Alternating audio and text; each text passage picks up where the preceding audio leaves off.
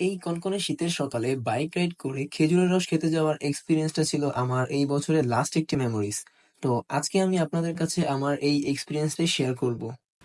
এই হচ্ছে আমার প্রিপারেশন। এর ভিতরে একটা হাইনেক পরছি, উপর দিয়ে শার্ট পরছি, আর হচ্ছে মাফলার।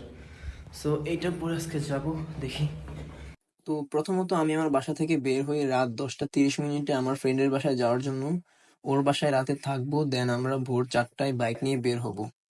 এই জায়গায় কার যেন বিয়ে হইতেছে, ওয়াও। একটু আগে একটা বিয়ে দেখলাম রাস্তা আসার সময়, এখন আরেকটা বিয়ে দেখতেছি। চলে আসছি ওর বাসায়, ওর বাসা হচ্ছে তালামারা।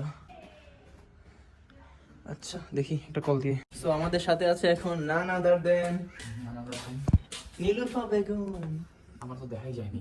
হ্যাঁ দেখা যাচ্ছে। এখন ঠিক আছে। 4টার সময় আমরা বের হব, তখন আমাদের সাথে আর অনেকেই থাকবে। Good night.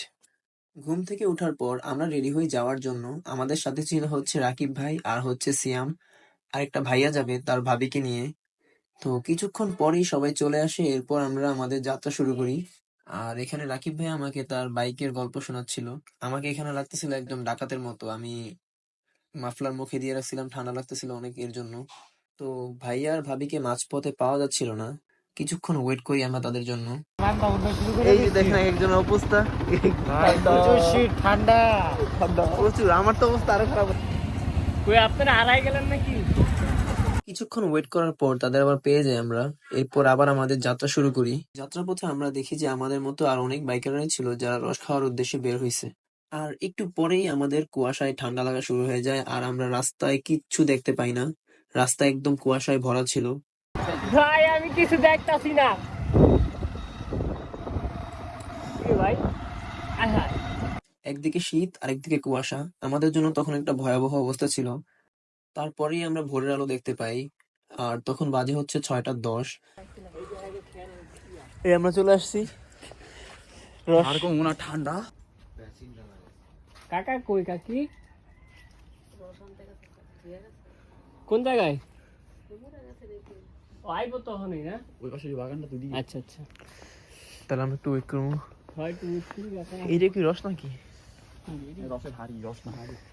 2,000 years later. আমগো কাকা রস নিয়ে আসছে। রসটা একদম খাঁটি রস। এই হচ্ছে খেজুরের গাছ, যেখান থেকে আমরা এখন খেজুরের রস খাবো। ভিউটা জোস, কি সুন্দর একটা সকালে ওই জন্য সূর্য উঠতেছে। সূর্য তো আবার এদিকে লাউও ধরছে একটা, এই যে কচি লাউ। ভাই ওই জায়গায় যাও, যা দেখাও, আমরা ওয়েট করতেছি। এই যে হচ্ছে আমাদের রস নিতে যাচ্ছে।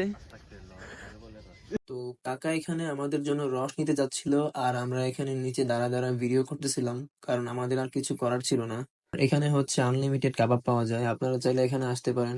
একদম ফ্রি কাবাব, কোনো টাকা লাগবে না। তারপর আর কি সবাই রসের হাড়ি নিয়ে পিকটিক তোলা শুরু করলো, আর আমি ওইখানে শাহরুখ খানের মতো পোজ দিলাম একটা রসের হাড়ি নিয়ে, 2 হাতে 2টা রস আছে কে? এরপর আমি একটা গাছে উঠলাম, যেটার উপরে সুন্দর একটা মাচা তৈরি করা ছিল। এর জন্য আমার দেখে খুবই ভালো লাগছে।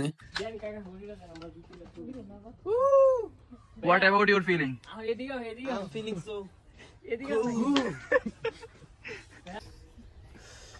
কেমন লাগতেছে অনেস্ট রিভিউ দে। যেমন তেমনই। কেমন রস যেমন হয় এমন এমনই। একটু এক্সট্রা ভালো কিছু লাগে না? 9। বাকি তুই বাড়াই দিছো, ধন্যবাদ। তোমার টিয়া দাও।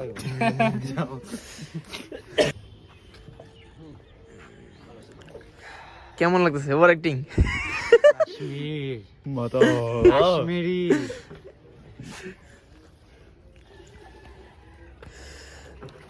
Good man. এটা ট্রাই করতে পারেন। এটা এ 10 আউট অফ 10 আউট অফ 11। আমি 9 নিচে 11 দিয়ে দিছি। তো সবার রিভিউ দেখার পর আমিও নিজের জন্য 1 গ্লাস নিলাম। আমার কাছেও মোটামুটি ভালোই লাগছে।